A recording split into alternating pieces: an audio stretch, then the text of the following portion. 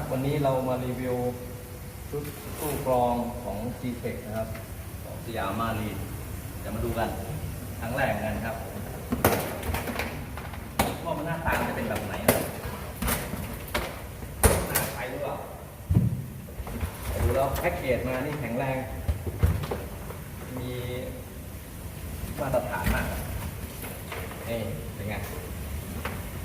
โอ้โหผมลองโอ้โหว่ามาครบเลยเป็นอะคริลิกนะครับ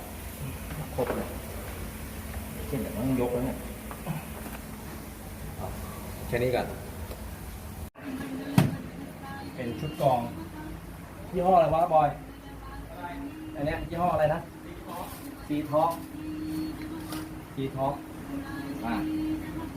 เอ้ยกล่องมันหายไปใบนึงพี่ อยู่ข้างนอก มันต้องใบเดียวนะ อ๋ออยู่หน้าลิฟต์ครับมาพร้อมกับ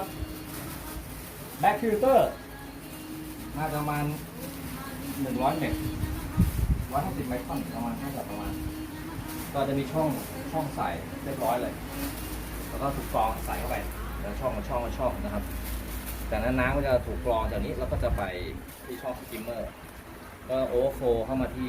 ช่องนี้นะครับนี่ก็จะเป็นช่องสำหรับเติมสารเคมีต่างๆแล้วก็จะโอเวอร์โฟลมาช่องสุดท้ายก็เป็นช่องปั๊มจากนั้นปั๊มน้ำก็จะดูดขึ้นจะดูดน้ำสะอาดขึ้นตู้หลักวันนี้เราจะทำเป็นตู้เปล่าล้วนนะครับก็ตรงไม้ที่มือก็ไม่มีอะไรมากมายนะครับก็ประมาณนี้โอเคเดี๋ยวประกอบเสร็จมาดูอีกรอบหนึ่งนะครับ